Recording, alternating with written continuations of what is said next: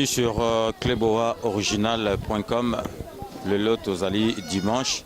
Donc, Towiti culte na kanisi bolandi, elekina culte, siko tozali na résidence ya papa Walesa.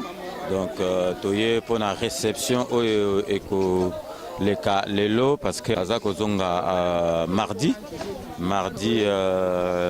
mardi oyo donc siko ezali tozana kata résidence na ye pour la réception mukie mais boye baka ke papa Walesa nde makambo Dani Bokombe nazanga mote Zana Dani Bokombe Tsunami la femme du patron donc biso déjà tondimi déjà papa Walesa donc biso toza déjà na bonjambe na papa Walesa donc Dani Bokombe pesana na ambiance to na kata résidence batu batondi. Merci beaucoup, grand prêtre Césanga dit vraiment toute église, toute église donc le toza dimanche papa Walesa mardi à Zozonga batwa otikala moi ba souci batwa za besoin ka tikala kaka zala biso mais il est vraiment obligé il y a Zozonga.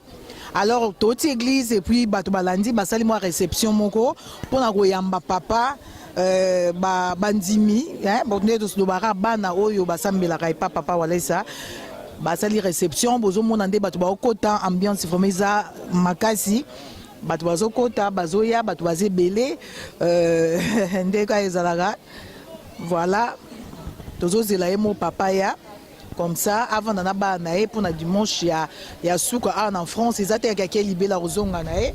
Alors, il y a un bon mona. Moi, ambiance, c'est Ali, Batubazali, Bazokota. Donc, voilà, c'est un peu ça, quoi. C'est un peu ça. Donc, tous les hommes, ces les cas, Moko, Papa Walesa, Roya, Babi, tous les EP, tous l'interview, Nabiso. Vraiment, tout le monde est d'accord avec Papa Walesa. Babi, Papa Walesa, n'est Makambu, quoi.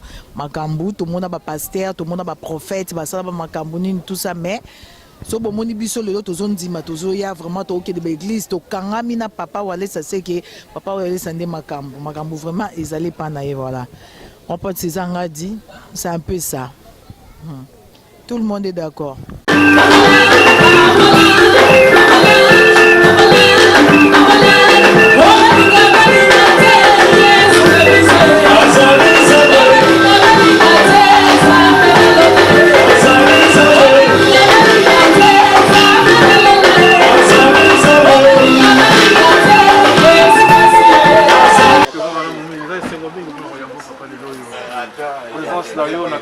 France vraiment ils ont bouleversé le monde démoniaque et puis ils ont secoué ce monde en Zambie vraiment Zambie sur le Congo message ni na mozo tinna ba obazola ndo na milice na secteur ma pesa ba kambote mais c'est ba kake Zambie salia on so asale baki peut-être bon amico existe.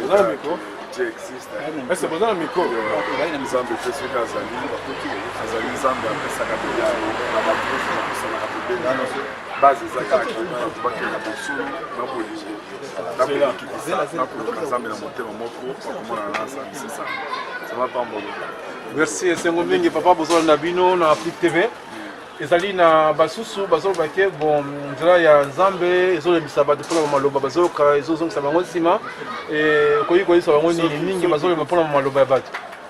C'est normal parce que tant moto akozwa baptême du fait problème eza ya baptême soki moto azwi baptême du fait cela veut dire azondima Nzambe na basituation nyonso epa Nzambe toye epa Nzambe te ke toye epa Nzambe neti commerce toye kosala commerce te ozondimela Nzambe na bapasi epuis bible ezolobaki motu Jésus azolobaki moto akolinga alandanga amema kolusu na ye alanda donc okokozwa baproblème ebele bahumiliation bamakambo tu badifficulté ondimi Nzambe na basituation wana nde okoye komona gloire na Nzambe na nsima ya makambo nyonso wana mais okoya lipa Nzambe te neti commerce oyosali ye mois 3 mois oyo nayaki koluka mbongo na zwi mbongo te nakei na nga kende na yo Nzambe abengaki mpona biso mbongo te Nzambe apesi mpona vie éternelle akopesi yo makambo mosusu neti matapisi eloko ya liboso ezali vie éternelle bokonzi ya Nzambe eloko mosusu ezali neti matapisi mais base eza ke soki ozosambela ezala mpe na Nzambe ya solo mpona ke babitumba ntango ekoya ye po topeza na Nzambe na puissance na charisme ozomona et c'est comme ça que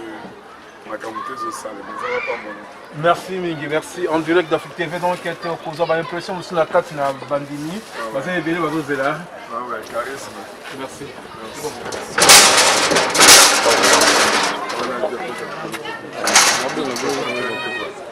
Voilà.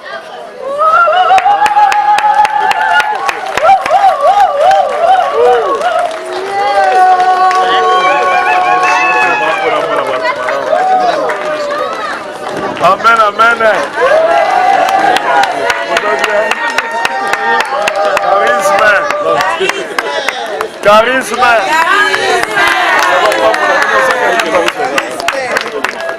Amen. Amen. Malili ya boche maputa bo. Komi yo bazo bata poto sko. Zoto ochi mushimai. Amen. Amen papa. Oh, charisme. Charisme. Boso fandaki. Ah, bayebi singa ke biloko koleza muke. Kanga moko na mama je to kolanda délégation siko. Bino bokokende pa na bino nasambeleka epa na bino bokende ata soki bolie eloko te bosilika te. Amen.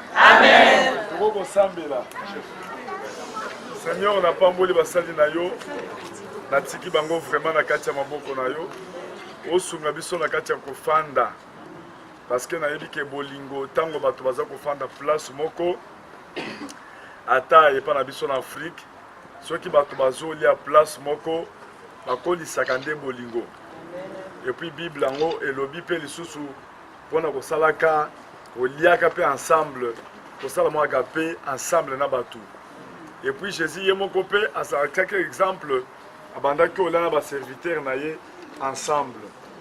Jésus nazopesa merci lokola basali na yo ya Paris bayambinga esengo balambi tango tokolia biloko tozolia ekokota na munoko pe na libumu ya mutu mutu ekokolisa bolingo na kati na biso ezala pe eloko moko tosali pona union pona unité yango nde nazopambola basali na yo nazopambola oyo nyonso bimisi $10 $20 $100 na ye 100 € na ye pona ke balamba biloko napamboli baserviteur napamboli badirecteur napamboli tout le monde na badiacre. Au nom de Jésus-Christ. Amen. Amen.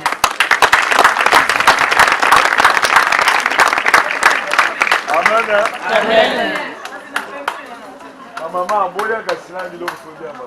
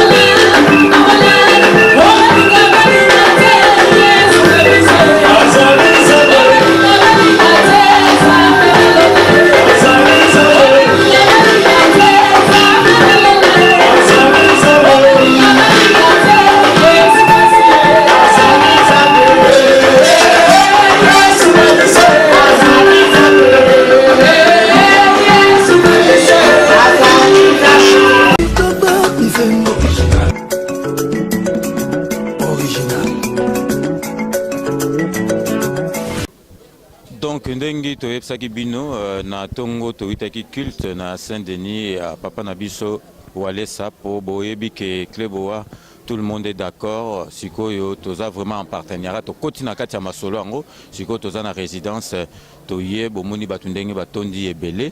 Toye po papa aza kokende mardi a confirmer biso yango na toza lelo na ye totuna ye bituna parce que bomona ki ba miracle na makambo elekaki ye alobaki na lelo côté yango na lelo toye vraiment totuna ye mituna oyo esengeli po bino boka bayano na ye papa Walesa tokozwa otan ebele te tomoni bato baza kozela yo awa me nga na ningi nayebaka bato bazolanda biso na club owa original différence nini ezali yo papa pasteur Walesa na ba pasteur mosusu tomonaka awa na poto et puis na mboka na biso. Différence ezalaka te ba pasteur nyonso baza ndenge moko. Différence ezalaka et pas ba ministère parce que nzamba pesa 5 ministères ye moko Saint-Esprit apesaka 5 ministères selon volonté na ye. Donc mutu na mutu aza na grâce na ye, mutu na mutu aza na badon na ye, ndenge ezali wana ye journaliste na biso ya mwasi ndenge alobaka na ndenge olobaka eza biloko mibale différent. Mutu na mutu aza na don na ye. Parce que serviteur à poto na ngai tozaka ndenge moko. Mais tozako se compléter. Mutu na mutu aza na don na ye. Mais problème de grave eza wana kezake mutu ayeba ko bomba eloko nzamba zopesa ye. Soko bombi yango te ko beba. Ozomona nga na yebika tozaka ndenge moko ndengo bango bazali na ba serviteur Afrique na ba serviteur ba pygmée ata mutu aza pygmée boy mais soki azaka na parole de Dieu ndenge moko bozaka ndenge moko donc différence ezalaka te tozaka bana papa moko ministère moko mosali moko bazo croire na nzambe moko tozaka ndenge moko différence ezate papa nzamba pambola conclusion ezali nini na ndenge yo mardi ozali kozonga na Kisasa. Conclusion neti ya nini ya kolia fufu ou bien ya musala nzambe to sala ya musala nzambe papa te nazaka nesengo parce que moni musala nzambe ndenge tozo sala ngo ezalaka neti mutu azokende kobeta match ozomona ozokende kobeta match 1 mpona koganye mutu moko andima Jésus Christ 2 mpona kobikisa bato 3 eloko ya monene eleki nyonso bato bayoka parole de Dieu bachanger mitema donc c'est ça on a coédifié église. Maintenant, on a moni biloko nyonso misato wana ekokisami et puis bato pe ba répondre massivement ba yebele en tout cas na sepeli makasi nazozonga na victoire na kati ya Congo parce que na yebi ke bato babongoli mitema bato babiki bato bayoki pe parole de Dieu pe bato ba yebele pona kondima appel to salaki pona bato zama pambola. Merci. Donc, Nazanga Morote, Nazali Pena Dani Tsunami a posé question. Merci beaucoup. Bonjour papa. Bonjour, Nasepeli. Nasepeli mingi vraiment. Lelo tozaki na église comme César Ngadia Lobaki. Tozaki na église. Lelo tomoni batu bayo yambao ape na résidence place au Vandaki. Lelo on a na batu mingi bazolo baraka ke papa. Maté a vraiment moi mingité mais ba miracle batumi ba oya po bazoso ba miracle ba oya plus pour na miracle qui koyoka maté bongo tant yo zaki na église lelo yoka ki maté ou bien yoka ki miracle na yoka maté ce qui mutazolo bandingo wana il faut ko tiela ye ko yebisa ke mingi Jésus Christ tant ya banda ko ya zaki na stratégie ne ya liboso abanda ko sala miracle pour miracle les ntambo tant yo sali miracle lokola bato bazolinga miracle bazobela bazana ba problème bato bakoyebele tant bato bakoyebele nde bafandi na se tant bafandi na se bandi kopesa bango parole de Dieu soko olandi Jésus Christ ata musala nyonso asali bato banda kolanda mingi ba miracle banda kosala tant miracle bato bazana ba pasi bazana ba problème tant bazoya directement ba moni miracle Jésus afandi bango soko na se na pelouse ndenge bafandi boy abandi côté ya bango abandi côté ya bango mais moi il faut koyeba ke miracle ezali montambo mais ceux qui ont la parole de Dieu brut comment on place moko paté ya mingi bazote chaque jour mais ceux qui le bon quand nzambe ezate et que montoyer azana problème azobela mais yo zo pese ka parole mutu azoluka nano abika ceux qui abika koyoka pe parole ango to mingi faut koyaka na parole plus solution parole pamba ezaka bien te parce que Jésus a yena parole plus la solution donc yangondo moni Walesa mingi eza mingi ko bondele pona bato après ça zo pesa bango parole pona zana message nanga na yenango eza message à sanctification ongana zanango et puis message à force spirituelle kondima oyezo uta na Saint-Esprit kondima oyezo sala ke obanga nzambe boto baso banga nzambe pona kozana vie éternelle donc c'est ça donc le qu'on appelle miracle l'équi trop parce que comme on a miracle salemi sans parole de Dieu était mika jour moko toté l'intilelo mais miracle salemi sans oye ko kende sango mingi za miracle et puis bato comme on a bato ba na kati ya campagne babimi na kati ya campagne boye moto azokanga verset te mais ce que tout ni makamni ne salemi alobi o kuna avec le moko boya monaki le temps wale sayaki atikali kana eloko ngona mutu verset bazoyeba te il faut batu ba super miracle bakangi miracle bakangi pe verset c'est très capital pour baye ba parole de Dieu pour parole de Dieu ezali likolo ya miracle miracle les annoncé parole il faut ezalaka likolo et puis miracle les olana zama pambolo na kasi na lobi makamebele. Oui, merci papa. Donc deuxième question na par rapport au cas ya miracle mutu lelo soki aye azaki aveugle comme komona mutu azaki na cancer azui guérison et tout, est-ce que wana kaka azui guérison akei na ye donc la vie est belle akei ou opesaka verset biblique mususu bazara mwana na lolenge kwa lolenge ya kotambola après miracle wana? Non, bit ya ministère, bit ya mosala nzambe nyos tout salaka. Ezali pona kwa mener église na kati ya perfection. Na kati ya perfection, cela veut dire batuba comme parfait, batuba banga nzambe. Et puis délivrance, ceux qui ont bandit au bon de la cap pona batuba kei, okokoma neti mandona, okokoma neti marabout, batuba ye bazo concito bazo kende. Mais base na biso ezali que tant tozo te batu parole de Dieu quand na ocho yesayo, to laxi batu bazu miracle, to laxi bango parole de Dieu. Et puis les salut de façon que batu bazo Saint-Esprit. Parce que Saint-Esprit n'est aya kana délivrance du péché. Cela veut dire ceux qui Saint-Esprit aye kosana no mutu délivrance ya péché alongoli comportement, nature, caractère ya mutu. Et wana soko bondeli pona mutu ata azu délivrance azu guérison osasir na mutu wana. Pour sata profiter na ba péché o bato bazo sala. Mais soko sali osambeli pona mutu et que mutu azu délivrance du péché te. Mutu aza délivré te du péché. Mutu kozongela ka ba péché wana zaki nango sata kozongela lisusu. Nango ndozo mona mutu akoyoka malamu et puis ezongi lisusu.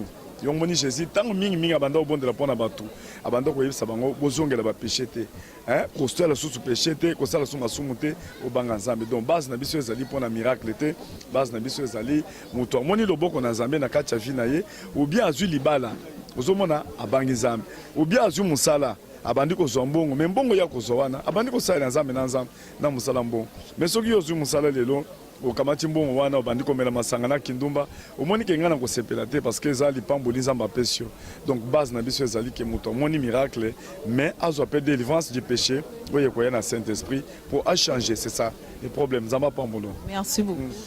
Alors merci beaucoup. Alors pasteur, j'ai juste dans moi peut-être deux questions et puis pour peut-être essayer d'éclaircir bandero na biso tous allez un aspect moko o tous na pour comprendre sur une certaine différence pour éclaircir biso.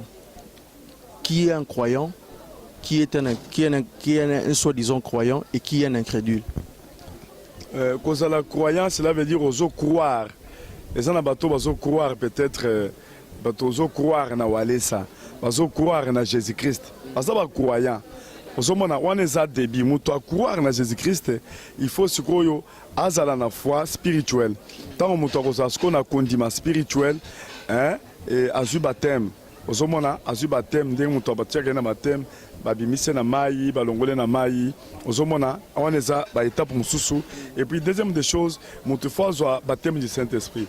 Donc azu du Saint-Esprit a commis chrétien a commis na Jésus na kati na ye pour Saint-Esprit zanzambe na kati ya muto wana commis chrétien kokoma chrétien cela veut dire au communauté Christ au communauté Jésus-Christ eza différent na cause la croyant. Cause la croyant eza ba religieux eza bato mususu baza ba religieux akende na église neti religion akeye koyoka ne religion mais aza chrétien te azosama kamunyoso akoko finga akosande n'importe quoi wana azali croyant aza religieux mais cause la chrétien eza eloko mususu cause la incrédule eza mutu oyo ayokaka parole de Dieu te gazote ya ye parole de Dieu ou bien ayoka kane parole te ko pese parole andimaka te wana aza crédit donc eza biloko ndenge wana cause la chrétien na cause la religieux na croyant eza biloko misali. Merci beaucoup. Alors cette question quand on parle dans la Bible sur l'esprit d'Élie, l'esprit d'Élie reviendra et aujourd'hui sur cet esprit d'Élie toyoka na Bible qui rezonga aujourd'hui avec tout ce qui se passe dans la communauté il y a des pasteurs de gauche à droite en tant que pasteur lelo vision auto ni nos arapes ko lobakeno voilà il y a peuple na nzambe o azolo bakeno voilà to landa kaka to za la exemple to landa exemple ya ba pasteur mais entre temps ba pasteur o to zo retrouver bazo se retrouver na maramusu de gauche à droite o ils honorer ba pasteur te pasteur azaka mutu serviteur azaka mutu Et ceux qui ont tambola zobang ensemble te okoki jamais kolanda bizaleli ya pasteur parce que base biso tozali kolanda bizaleli ya Jésus-Christ. Ozomona ceux qui pasteur azolanda Christ ndenge Paul abanda koloba ye azali imitateur ya Jésus-Christ azosenga pe ba Philippiens bazala ba imitateur balanda ba imiter ye na bizaleli ya malamu ya bolingo ya kobanga ensemble. Donc pour vous dire que tozali wana te pona makambo ezotala ya ke to imiter pasteur. Donc esprit il y a Élie, cela veut dire ndenge ezali boye ozomona Élie abanda koyebisa ata Jésus abanda koyebisa ba disciple na ye ke bato bazoloba nini ponanga bato mosusu bazoloba yo ezali Élie bato bazoloba ke yo ezali Élie oyo za Jérémie yo ezali moko na ba prophète ozomona réponse ya ba disciple bazoyebisa Jésus-Christ ya yebisa ba mais bongo bino bazoloba na zanani Simon Pierre aleko loba ke yo ezali Messie oza Christ oza mwana Nzambe pona koyebisa okoye esprit ezalaka kaka moko ya Nzambe okomona nga nazali esprit ya Nzambe ndenge nazali nango boye soki peut-être na kufi esprit wana ekoko zonga esprit kaka oyo ya Nzambe toza nango pour le moment esprit ya Jésus azalaki nango ya Saint-Esprit nde ezozongaka na ba génération de génération na kati ya mutu mais et ces manifestations d'une façon d'une autre et pas mutu akoya akomona esprit ndenge moko akomona caractère ba miracle ndenge moko na ndenge Jean-Baptiste azalaki ndenge mosusu Élie azalaki pe ndenge mosusu Élisée pa azalaki ndenge mosusu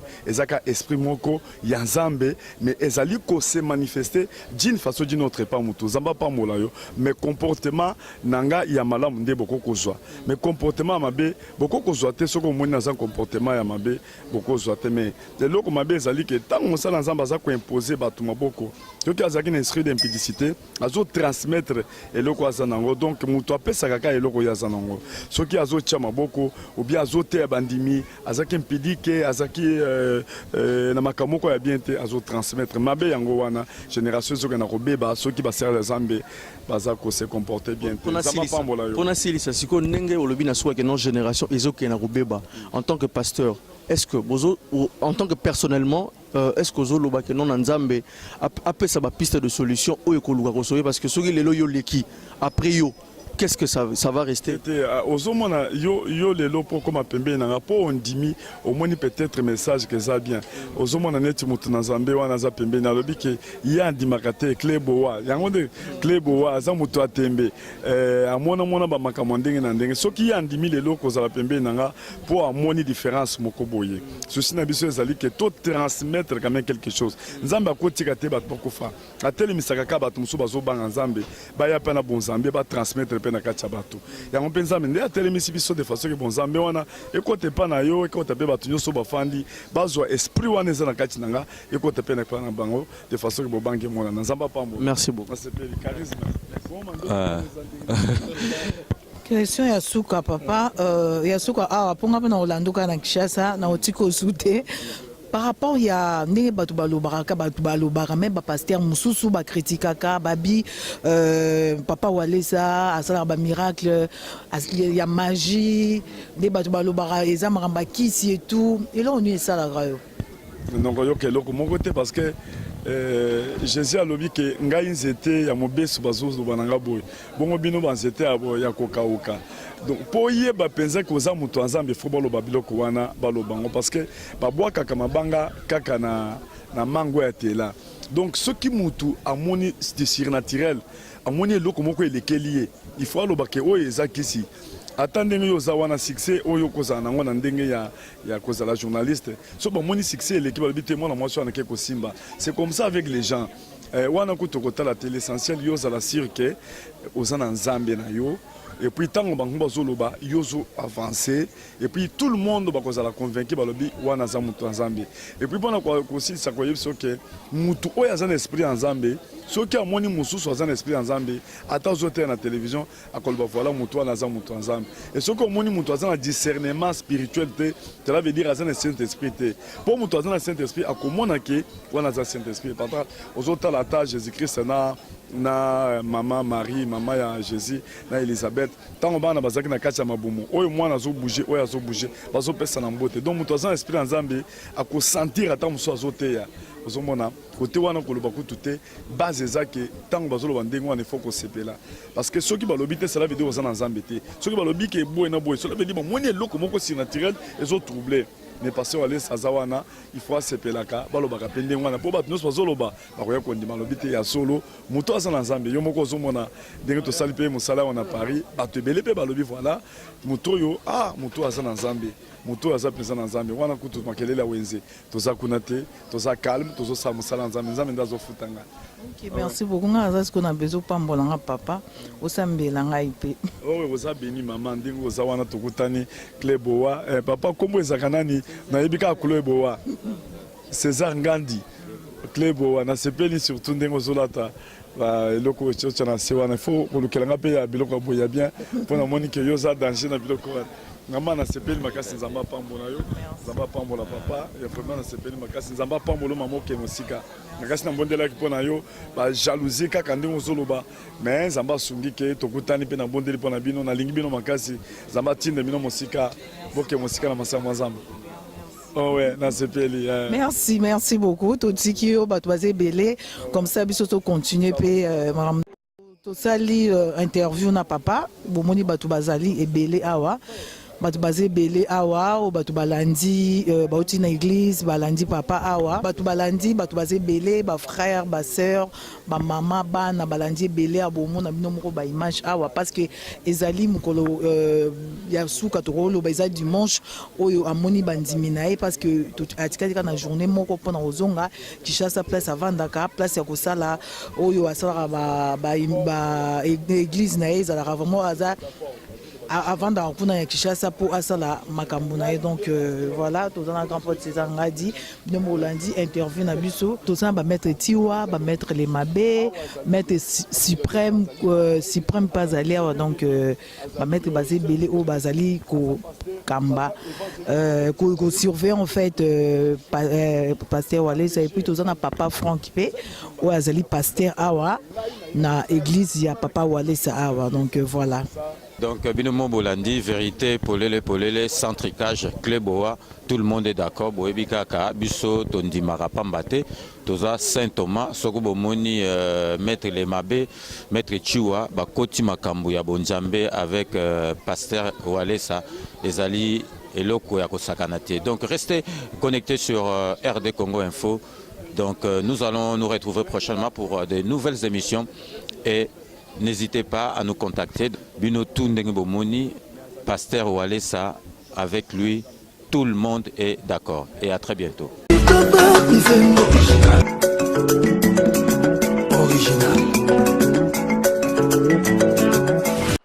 Ndenge bosungi biso boyambinga bonoringa pona kolambelanga fufu.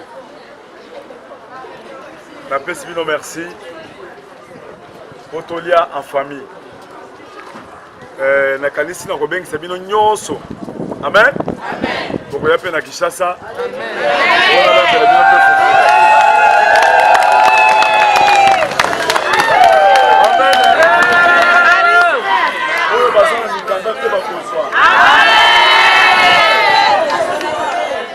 Est-ce que besoin de maquer beaucoup de mikanda bino nyonso? Bino nyonso. Na bato yango ya Congo bakokamwa. Amen. Balobina tomoni makambo boye te. Amen. Parce que dernièrement tant de salaki campagne la triomphale l'année mususu wana bato apoto bayaki ata plus de 300 personnes. Amen.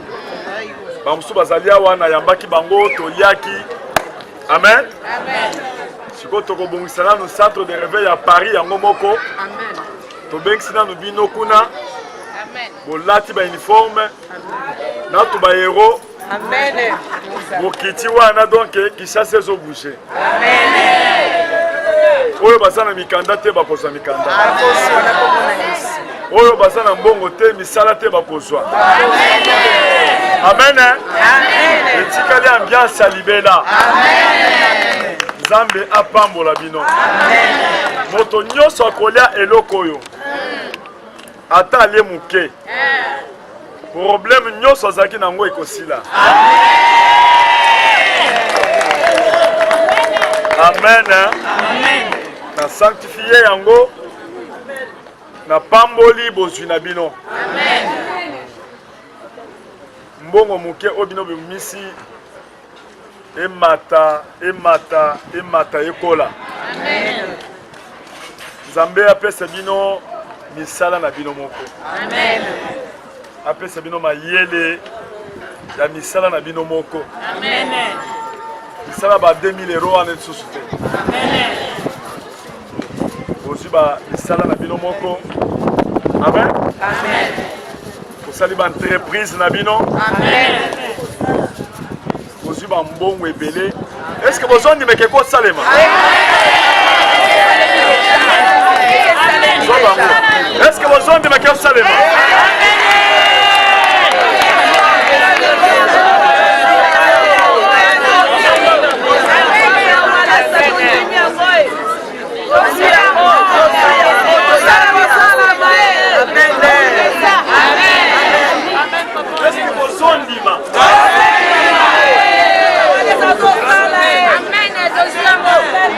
Tolongola makanisi kaka ya banyongo na babanke nyongo na nyongo ata yo soli soko osali te ata bana no bakosala ba entreprise.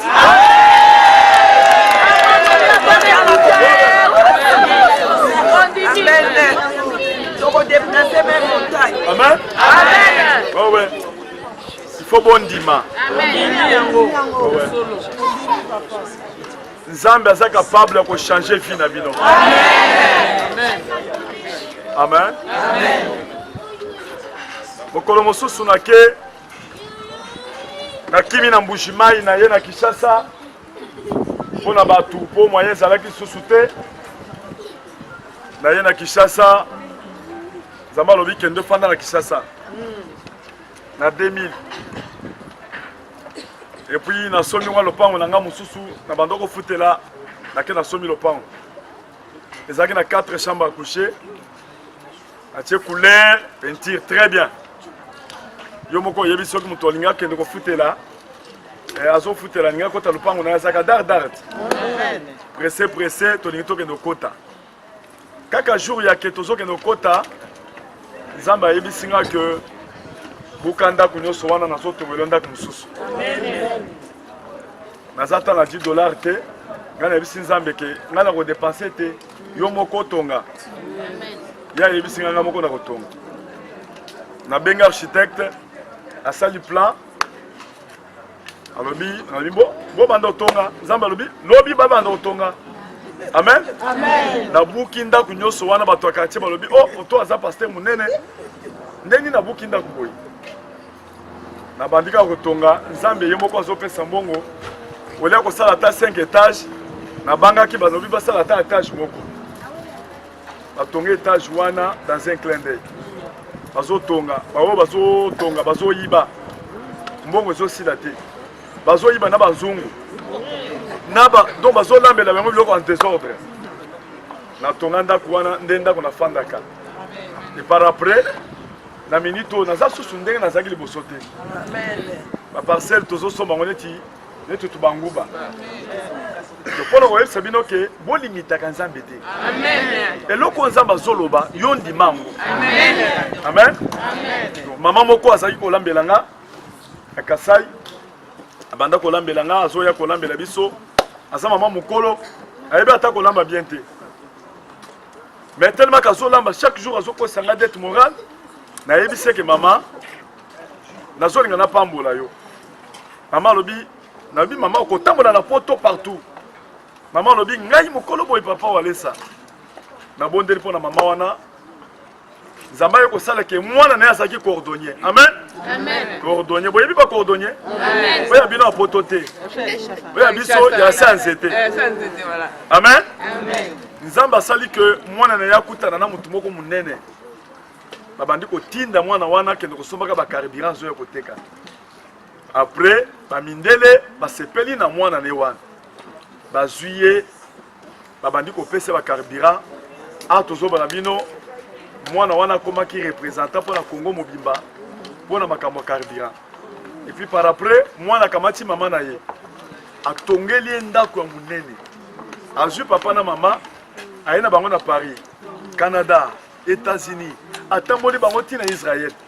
Bazongisi mama pour la parole de Dieu mosala nzambe nzambe azwi mwana na ye cordonnier akomisi mutu munene ndenge bosa wana wale sasa mutu wa black day wale sasa na nzambe ya mobimba amen bino soki nga nalobi likambo bino bolobaka amen ndenge bozoloba wana nzambe mpe azosala nde nazolobake na minute oyo boye ka ndenge tozolia kaka ndenge biloko ezokota na libumu yoloba kaka ke biloko ezokota na nzambe na jésus christ ndenge eza wana maladi ezosila mbongo mpe ezoya ozokoma mpe mutu munene eske ozondima ngo amen eloko mabe ezake epa na biso na kongo mbula soki ezolinga ebetaka guruguru mais depuis na yawa ezosalaka boye ebeti toprofite tolia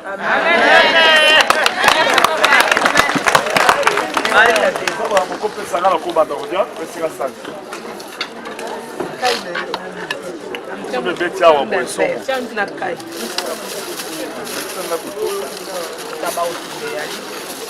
bofongolaka sinamona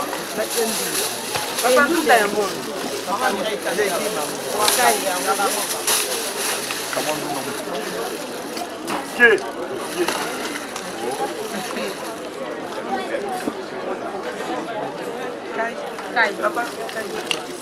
voilà na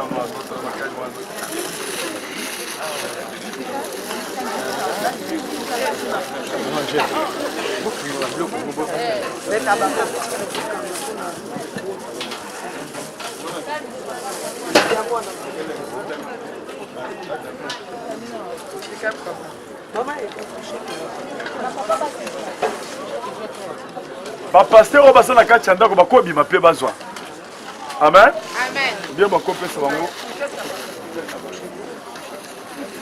noki ndenge bozosala wana bakomela tro je cherche une personne que je vais prendre la photo pour balancer ça. Nazoya.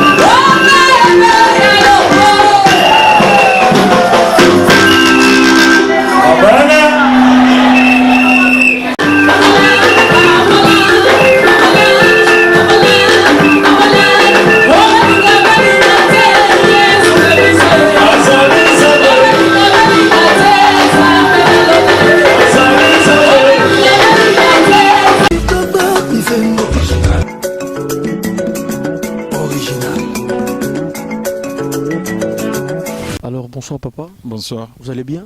Bien. Alors on vous voit ici à la résidence de Pasteur Kabundi Walesa. Qu'est-ce qui fait qu'aujourd'hui vous soyez ici? Et en fait, je suis passé aujourd'hui parce que vous savez, c'est un homme de Dieu. Et en plus de ça, et c'est pour témoigner la grandeur de ce que Dieu a fait en moi à travers lui. Et j'avais constaté qu'il y a un moment où je n'entendais plus bien. Donc je travaillais dans une école de la place pour les enfants en tant qu'éducateur. Bon, on m'a fait remarquer que je n'entendais pas très bien. Qu'est-ce qui vous dérangeait? Non, c'est-à-dire que quand les enfants parlaient, j'écoutais un peu difficilement. Et puis on m'a envoyé dans un centre où on doit examiner les oreilles. On m'a dit que non, votre entente est diminuée de 50%. Alors on m'a prescrit les appareillages, donc qui coûtent une affaire de 4 500 € que j'avais commencé à porter. Bon, du coup, un ami de Luxembourg, papa Jean-Pierre, m'a fait connaissance directement avec le pasteur Walesa. Ah, vous l'avez connu à travers un de vos amis? Oui, bien sûr. Et puis il m'a passé le numéro de téléphone. J'ai tenté de téléphoner le pasteur. Sa ligne était toujours occupée. Mais un jour, je l'ai reçu. Je lui ai expliqué mon problème des oreilles. Il m'a répondu à peu près de 2 minutes, quelque chose comme ça, que non, papa, à partir d'aujourd'hui, ces problèmes-là, vous allez commencer à bien entendre les gens. Et Juste par téléphone? Juste par téléphone. Ah, okay. Et puis, curieusement, j'ai porté des appareils. J'ai commencé à sentir que quand je porte des appareils, les oreilles m'échauffaient. Okay. Et j'étais obligé d'enlever les appareils. Et puis, quand quelqu'un parle maintenant, j'entends très bien. Okay. À distance, j'entends, tout près, j'entends. Et puis, du coup, j'ai abandonné les appareils. Et jusque-là... Donc, pour dire que vous êtes maintenant, vous entendez bien le coup d'oreille. Donc, pas de problème, comme quand j'étais encore à l'âge de 12 ans. Moins que ça aussi. Alors, qu'est-ce que vous pouvez dire par rapport à ces personnes, à ces croyants chrétiens ou incrédules qui ne croient pas au miracle, qui ne croient pas à la personne du pasteur Kaboundou Walesa? Non, ce que je peux dire est que à travers mon témoignage, plus les témoignages que moi je suis en train de suivre par le canal des autres au niveau de l'Internet, mais je pense qu'actuellement, il est le seul que Dieu a inspiré et pour résoudre les problèmes de gens là qui ne connaissent pas encore Dieu. Donc pour moi, c'était un Dieu en miniature. Merci beaucoup. Je vous en prie, merci beaucoup. D'accord. Alors, chers amis Internet, on va continuer nos interviews avec toutes ces personnes qui viennent pour témoigner. Donc, nous sommes ici à la Résistance, ici précisément en France. Donc, on est en train juste d'avoir deux impressions, témoignages à Bandeko de gauche à droite. Bonsoir, monsieur. Bonsoir, monsieur. Vous appelez comment? Je m'appelle Assoko Benjamin. Alors, aujourd'hui, on vous retrouve dans la résidence de monsieur Kaboundou Walesa. Qu'est-ce qui fait que vous soyez ici? Bon, voilà, personnellement, moi, je ne le connais pas. Okay. Bon, j'ai souffert de cancer des poumons. Okay. Là, des différentes maladies, gauche à droite, tout ça. C'est question d'âge aussi. Oui. Alors, c'est que j'étais entraîné à l'hôpital, j'ai fait depuis 2015. Et j'avais... Parce que maintenant, j'en ai plus. Hein. Ah, ok, c'est déjà fini. Ah ben, je peux dire ça parce que je ne sens pas comme j'étais avant de rencontrer l'homme de Dieu. Ah ben voilà, juste après de rencontrer l'homme de Dieu. Alors moi... Comment ça s'est fait votre rencontre? Bon, la rencontre s'était fait comme... C'est un peu drôle parce que j'ai connu une autre qui priait avec lui, qui était son dauphin. Okay. Mais il n'habite pas ici, il n'est pas avec lui, il n'est pas à Kinshasa, mais il habite en Bujumaï. Okay. Bon, moi j'habite à Dijon. Alors, il y a un ami qui m'a donné son numéro de téléphone. J'ai appelé, croyant que c'était le pasteur Walesa. Oui. Lui dit que non, moi je ne suis pas pasteur Walesa, je suis pasteur Dolphin. Il m'a dit tant mieux que ça soit comme ça, tant que vous priez, vous êtes l'homme de Dieu, je crois que vous allez me sauver. Parce qu'à l'état où j'étais arrivé, il y avait un désespoir, total, désespoir. Oui. Alors, il a dit bon, vous croyez à Jésus? Moi, je dis oui, je crois à Jésus. Il dit bon, mets la main là où vous êtes touché. Mal. Voilà. J'ai mis la main du côté poitrine, du côté gauche, du côté poumon. Oui. Allez, il a commencé à prier. Il a commencé à prier, à prier. Ça n'a même pas fait 10 minutes. C'était la journée vers 14h, 14h45. Okay. Parce que je ne sortais pas, hein. Je ne pouvais pas marcher, j'étais complètement plat, anéanti, maladie. Alors il a dit bon, Amen, moi j'ai dit Amen. Le temps de dire Amen, c'était fini. Tout du coup, j'ai senti, on dirait qu'il y a un changement qui s'est fait automatiquement sur mon corps. Je me suis mis debout. Je suis allé prendre le bain, me laver. Oui. Je me suis lavé parce que je n'arrivais pas à me laver. Okay. J'étais à la salle juste après la prière. Juste après la prière. Il y a quelque chose qui s'est mis dans la tête. Il dit non, mais sortez un peu, on va se faire un petit promenade d'un sapin quelque part, tout ça. Là.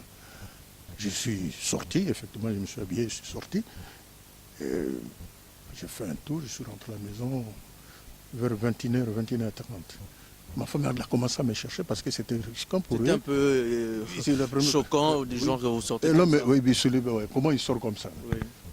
Alors, après, je suis arrivé, madame m'a dit, qu'est-ce qui se passe? Moi, je dit non, j'étais allé faire un petit promenade et tout ça. Là. Il dit, ah, mais pourquoi pas nous dire? Moi, je dit non, ça va. Comment tu sais? Moi, je dit non, je ne suis plus malade. Je lui dis comme ça, moi, je dis, je ne suis plus malade. Il dit, c'est pas vrai. Parce qu'elle, elle a vécu les moments négatifs que j'ai passé, c'était vraiment grave. Non, pour elle, c'était désespéré. Alors aujourd'hui, qu'est-ce que vous pouvez dire à toutes ces personnes qui vont vous suivre, qui vous suivent à ce moment dans le monde, les gens qui ne croient pas au miracle, les gens qui ne croient pas à l'existence de Jésus et les gens qui ne croient pas à Monsieur Pasteur Kabundu Walesa? Bon, moi je peux vous dire que j'étais aussi comme eux. Oui. Je ne croyais pas facilement comme ça. Tout ce que j'ai vu, pour moi, c'était quelque chose... bon, tout le monde raconte n'importe comment. Oh, c'est de la magie, c'est de la ceci, tout ça là. Mais je ne crois pas facilement. Mais quand je suis entré, j'ai accepté de croire que Jésus existe, que le type là, franchement, il va me sauver. Parce que la mort était là. Hein. Ou la mort, ou bien je crois à ça. Et mais j'ai crié à ça. J'ai vu aussi beaucoup d'expérience à ça. Et tout de suite, je suis guéri. Au nom de Jésus. Au nom de Jésus, comme on se parle maintenant avec vous. Sinon, on n'allait pas se connaître. Merci beaucoup. Merci à vous. Alors, vous avez suivi le témoignage de notre papa. Donc, je pense que c'est aussi un exemple à faire. Donc, bateau bazo hésité, oui bakeno nzambazali. Donc, nzambazo salakati amsalinaye. Alors, nous invitons tout le monde de croire à l'existence de Jésus. Jésus existe. Donc, miracle les ali, tobanga nzambe parce que nzambe n'a fin. Alors, nous continuons avec intervenant, toujours avec ce site de Cléboa, original, le vieux César Ngadi, Dani Tsunami, la femme du patron, sans oublier Congo Sukisa Télévision avec Maître Dona. De gauche à droite. On va bientôt aussi prendre un interview avec lui-même le pasteur pour essayer de voir, de parler le pasteur face à la presse. Ah, on a Paris, on a Pototo et à Solola, à Pesepso exemple. On continue avec les interviews. Très chers amis, donc Tozo continue toujours reportage Nabiso Tozo Sala et pas pasteur Walesa. Donc là, je suis avec maître Sosimat. Ouais, Sosimat. Donc Yozaki Banda Papa Yaki Ozaki Naye, Bondo Tambola Naye. Et là, on a moni par rapport à Moussala Naye quoi, par rapport à Moussa Naïndé abandon ça dans l'église et tout, Maramni les kaki et l'on nous monaki ou Kamusaki au monde est vraiment bon. Oui, premièrement vraiment tout ça qui béni à travers il y a papa Walesa, à travers Moussa Naïndé papa Walesa. Donc rien à commenter parce que tout le monde va ça l'anzambe na Paris mais papa vraiment nzambe pena à ça à travers parce que j'étais donc 24 ans, c'est le papa, on était vraiment béni. Donc voilà. Ouais. Dans tout à Sali, miracle à Sali, et là on est vraiment est marqué en fait, style les Londres aux Anaïe, si dans 2 jours à voyager, là on est marqué à Makassi. Bon, et là il bosse au bit supérieur, ouais, il a 2 jours à campagne. À travers 2 jours à campagne, je te dis vraiment, ma camone Sali Makala. Il y a un gros mission de travers papa Walesa. On a Doc Pullman niveau oyo batu bayaki pendant la confiance n'est pas moi soit bazoya c'est dans ndako boye chaque jour passer bon mona baza na confiance na papa Walesa. Tu vois tout le monde a basanja musu bayaka batu bayaka na bango penate mais yo moko oza père oza ozomona yo moko na ozomona yo mona misuke toza vraiment béni papa Walesa tongo midi pour que batu bazanga plein na lupango te. Donc vraiment tout ça il y a pas si il y a donc loba tongo midi pourquoi pour bâtiment qui va baliki belé et andako donc pendant 2 jours à salle ti lelo o plein na plein na ndako yo momo ndako donc plein na plein bat atei na ndako bat balani na ndako atei na église bat balani na ndako atei ouais bat baso na ndako donc ba veno c'est des prières monara qui plein na plein ata er la boto jangote donc vraiment Paris vraiment été béni avec les serviteurs de Dieu pasteur Kabundi Walesa. Merci beaucoup, merci. Tozo continue reportage na biso, tozo doit o bazaki tout autour il y a pasteur Walesa. Donc tozo na maître Tiwa, o ba nous ba yebi vraiment. O azaki maître Tiwa ko avancer pour ba les cas s'il vous plaît. O penda zaki tout le temps na ye, bande ko tambona na ye surveillance, maramunyoso azo vendre ti na kata porte chambre penda ya papa pour à surveiller muta ko tate surveillance makasi. Maître Tiwa le koni ko loba na séjour à papa ou à sali na mikab so à sali belé. Et là kalalina loba na remercier les bons dieux. Merci Seigneur Jésus-Christ. Merci Seigneur Jésus-Christ. Merci Nzambo ya papa na ngai Kabundi Walesa na maman na Angèle. Nzambo azo créé ba miracle le Dieu le tout puissant. Il y a zali solution, il y a zali le Dieu de différence. Il y a Zali Dieu où yazo sala tikotake ba miracle parce qu'il est le miraculé, il est le victorieux, la solution. Donc ndenge zawana esengoto de la motema parce que papa za la bobote belé, papa za ya bato belé, ndenge ka linga biso peto lingi mingi yango moni tozo salela ye bolingo moko ya bénévolat ya ofele parce qu'affection. Ndenge pa linga biso peto salela ye boulot toza bana na eti mukile ko suka. Il y a un charisme, beaucoup de charisme. Azo bang à la crainte de Dieu, azali la sanctification, azam moto, azako banga makamona nzambe. Donc azana ko banga nzambe monene na nzambe. Par rapport à pasteur Mususu Bazara à Paris ou bien la sensibilité par rapport à pasteur nyonso ya mukili ya monde, papa azali moto, azali azako banga nzambe, la crainte de Dieu, azo marcher na sanctification, azako marcher na mok kaya ndenge biso bana na yepe tozana kati ya sanctification tozana kati ya bonzambe tozo banga et puis tozana kati ya mukaya ndenge moka lobaka donc la crainte de Dieu yango makamunyo sezo sala pour le lois aller voler bon moni convention ndenge convention papa beti yango dada na boyebika 3 fois zénith donc to beta qui samedi dimanche to yoko bakisa lundi na 3h du matin nani ayebi yango te donc azala top de top, mutako ko riposter pété, mutupa ko contester azalité. Na minute yo ezali ye mutu azo coiffer. Na ndenge esprit ya bien, ya bon nzambe.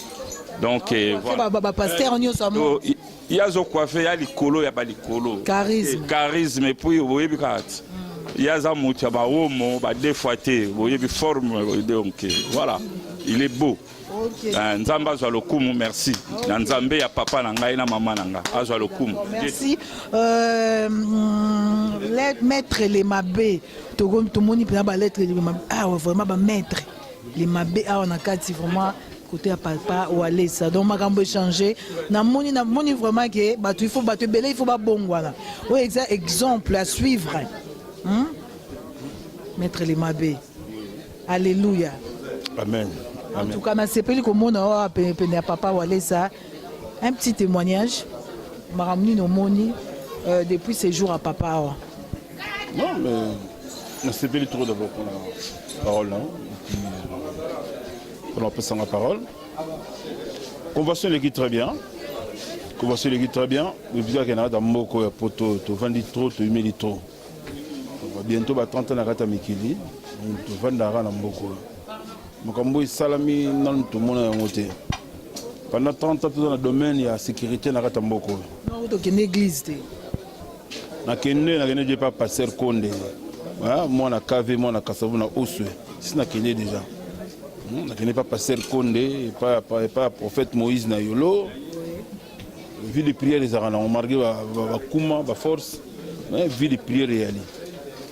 Mais tout ça là c'est pas boulot mais boulot est salamaki le 26 là le 27 vraiment place de Nanzamba Laxi qui a d'autres travailler dur na katia évangéliste pasteur Kabundi Walesa boulot na sens nini faut baye ba boulot. Mais boulot parce que pour estimer sécurité on a qui plus de 12 000 personnes.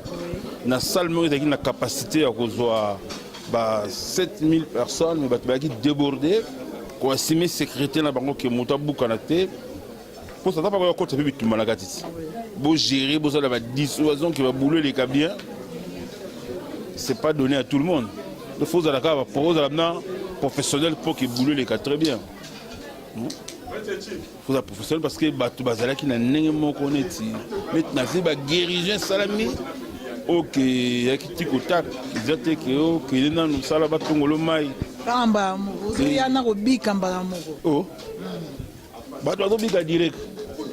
Siko eloroni basala ki pona papa eloroni miracle ni na sala ki pona yo parce que ça témoignage mo munene na bato nyoso ba ebio. Non mais papa a besoin de ça miracle là. Yo ndimaka nzambe ne azali azo sala do yo moza déjà guéri. Ni tu yo ndimaki na ndima déjà bandaka parce que ngai mtalse ngai papa wale ça ezali Serge ezali chargé à sécurité à papa. Représentant ngai na kin et pas il y a papa. Et papa l'a présenté au maître les Mabé, de maître de votre maître, qui un jour où il y a à Paris, ceux qui venaient ni les alliés, il y a un cadre de sécurité. Après c'est qui papa mboté. Si papa na lingaka yo mingi abi mais yo lingaka mingi pona nini. Mais peut-être na lingaka posa camarade de Jésus. Papa c'est quelqu'un qui a biga bon zamba pambola, mais tant on a gagné na parler la monnaie penda on a vu comment. Ça dit bien que non, c'est un homme de Dieu. Mon a eu ça biso. Tiens. Attends muke. Rien. Kwani. Voilà. Na boy mpona ngai moko, na boy mpona nga moko na oba yebi de l'entourage, babi qui est vraiment na mona on a vu comment. Et j'avais compris que cet homme vraiment c'est un homme de Dieu. Donc il fallait pour participer dans l'événement tous les kabouyo na makambo nzambe pour participer dans ngo pour ça la paix sécurité na makambo nzambe pour to sali trop. Au cas où il y a un souci psychique nzambe que na sala ka sécurité pour na mosali na yo na convention mais ça ba bikaka ba zoka ba guérison pour eux tout nsangai nzamba robosa na terre a rotia le boko même na yo même na bana bango tout donc ça va. Pour déjà petit bazala ba université ba boté ba côté ba université bazala déjà dé le ce qui nzamba tout ça là. Donc voilà. Merci beaucoup maître. Ouais, c'est Peli, merci beaucoup. De rien. Tout ça à l'église de réveil, pas à Claude Kaboundi ça. Donc il y a le ministère de la défense du gouvernement de Jésus. Le ministère généraux de l'Alia. Oui, la Moussouni, au moment où ma boko pena donc ba barge la Moussouni to ali. La mon limo cet esprit, il est mon moto nzamba ali. Ah donc blague c'est. OK maître, merci beaucoup maître.